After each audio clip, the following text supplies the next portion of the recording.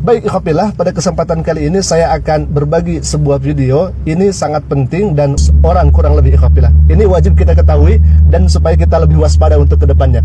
Karena apa ikhwafillah? Mereka itu, mohon maaf saya katakan, membuat tipu daya. Orang ini pernah mengatakan dirinya sebagai alumni Al-Azhar, Ustadz dan lain sebagainya. Bahkan nanti ada sebuah dialog antara Supena dengan Saifuddin Ibrahim ini terkait dengan penginjilan atau pemurtadan ikhwafillah, atau bisa disebut dengan kristenisasi. Target yang akan ditempuh di tahun ini 2022 ini harus menjadi waspada untuk kita supaya kita lebih hati-hati ke depannya ikhwafillah. Nah, dan kita akan bongkar bagaimana cara mereka ketika ingin memurtadkan atau kristenisasi kepada seseorang ikhwafillah. Silakan kita akan saksikan dulu videonya dan kita akan tanggapi. Prospek tahun depan ini berapa target? Karena hidup kita ini harus bertarget. Kalau hanya 68 orang itu sebenarnya nggak sampai target setahun. Karena kalau kita ini suami istri 2, bulan depan harus ada 4 tambah 4, 8 tambah 8, 16. Jadi perhitungannya itu namanya multiplikasi. Oke lah, 68. Berapa tahun depan? Di bulan Januari ini kami akan baptiskan dari Kabupaten Bangka Tengah. Ada perempuan masih sekolah, mereka tingkat menengah, ada 8 mengambil keputusan. Target dari kami adalah lebih kurang hampir 180. Kalau tahun ini kan 200 lah. Tahun depan. Tahun ini 2022 ini. Tahun 2022 ini ya. Nah ikhwafillah, itulah target mereka untuk memurtadkan Bangka Tengah ya. Supaya hati-hati orang Bangka, saudara kita di sana, agar kalau misalkan nanti ada seseorang yang mengaku ustadz, yang mengaku pernah di Al-Azhar gitu ya, dan orangnya ini ya, kebetulan orangnya ini, maka jangan sukan-sukan untuk langsung saja laporkan kepada pihak setempat ikhwafillah. Karena ini akan menjadi sebuah yang sangat meresahkan ikhwafillah. Untuk itu kita harus lebih waspada lagi ke depannya. Dan yang paling pentingnya di sini, bagaimana cara mereka untuk kristenisasi atau memurtadkan. Silakan kita akan saksikan videonya. Karena dulu dia ini jago dakwah, dia dakwah kemana-mana, dia ceramah dari dulu Konghucu atau apa masuk Islam itu? Saya nggak tahu, kalau dari bayi saya nggak ngerti, tapi saya udah umur setahun saya udah jadi Muslim. Oh gitu. Tetangga saya. Oh gitu. Jadi Muslim masuk Kristen sekarang ini. Iya. Jadi luar biasa ini. Nah ikhwafillah, ternyata mereka terlebih dahulu mengaku sebagai pendakwah, penceramah terkenal, diundang ke sana kemari. Untuk apa? Untuk mengelabui ikhwafillah. Nanti kalau misalkan ada orang muslim yang lemah imannya, lalu kemudian masih kurang dari segi keagamaannya, mereka akan mengatakan kepada orang tersebut atau kepada orang muslim di sana bahwa dulu saya juga kiai, saya juga penceramah.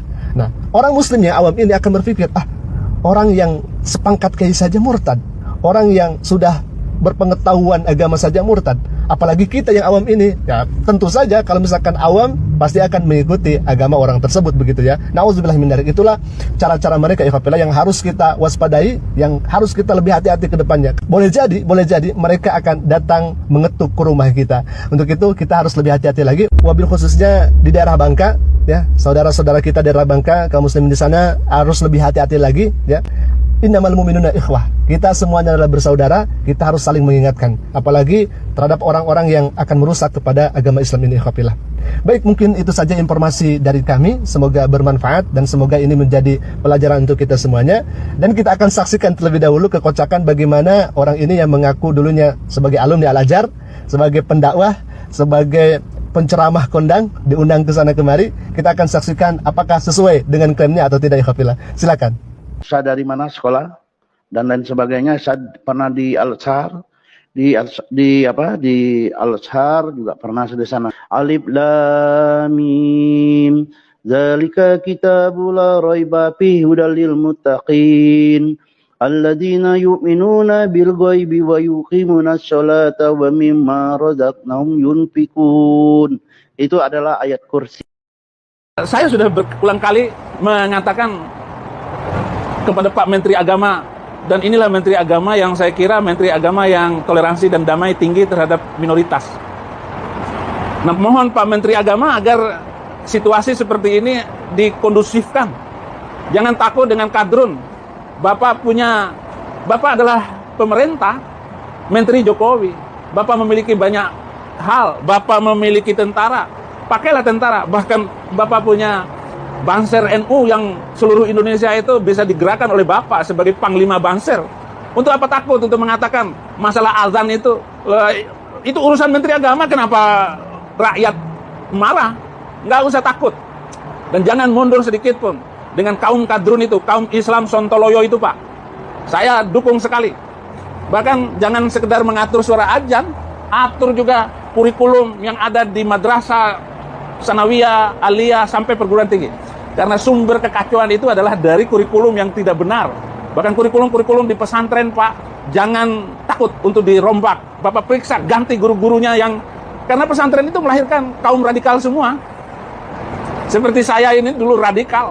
Karena saya belajar di pesantren. Saya mengajar di pesantren Zaitun Indramayu. Itu pusat teroris itu, Pak. Tapi teroris yang kelas berdasi ya di pesantren Az-Zaitun. Saya gurunya dan saya mengerti. Bahkan kalau perlu, Pak, 300 ayat yang menjadi pemicu hidup intoleran, pemicu hidup radikal dan membenci orang lain karena beda agama, itu di skip atau direvisi atau dihapuskan dari Al-Quran Indonesia. Ini sangat berbahaya sekali. Saya melihat pemerintah Cina itu menghapus Al-Quran, ayat-ayat yang kasar itu dari Al-Quran China, sehingga tidak ada satu bangsa Uighur pun, Muslim Uighur itu yang menjadi teroris di sana. Nah, ini yang menjadi perhatian saya, agar ayat-ayat Al-Quran yang keras itu tidak diajarkan di pesantren ataupun madrasah-madrasah di seluruh Indonesia. Merevisi semua kurikulum itu agar tidak menghancurkan bangsa kita. Karena mereka ya kalau sudah kena radikal, itu apa saja yang di depan mereka labrak, mereka mau menghancurkan dirinya sendiri. Padahal kita sadari selama ini semua teroris itu datangnya dari pesantren. Padahal kita sadari selama ini semua teroris itu datangnya dari pesantren. Tidak ada teroris itu datang dari sekolah Kristen. Agama agar situasi seperti ini dikondusifkan. Jangan takut dengan kadrun. Bapak adalah pemerintah, Menteri Jokowi. Bapak memiliki banyak hal. Bapak memiliki tentara. Pakailah tentara. Bahkan Bapak punya Banser NU yang seluruh Indonesia itu bisa digerakkan oleh Bapak sebagai Panglima Banser. Untuk apa takut untuk mengatakan masalah azan itu urusan Menteri Agama, kenapa rakyat marah? Nggak usah takut. Dan jangan mundur sedikit pun dengan kaum kadrun itu, kaum Islam Sontoloyo itu, Pak. Saya dukung sekali. Bahkan jangan sekedar mengatur suara azan, atur juga kurikulum yang ada di madrasah, sanawiyah, aliyah, sampai perguruan tinggi. Karena sumber kekacauan itu adalah dari kurikulum yang tidak benar. Bahkan kurikulum-kurikulum di pesantren, Pak, jangan takut untuk dirombak. Bapak periksa, ganti guru-gurunya yang... Karena pesantren itu melahirkan kaum radikal semua. Oke, di sini mengatakan pesantren itu melahirkan kaum radikal semua gitu katanya. Seperti saya ini dulu radikal. Karena saya belajar di pesantren. Saya mengajar di pesantren Zaitun Indramayu. Itu pusat teroris itu, Pak.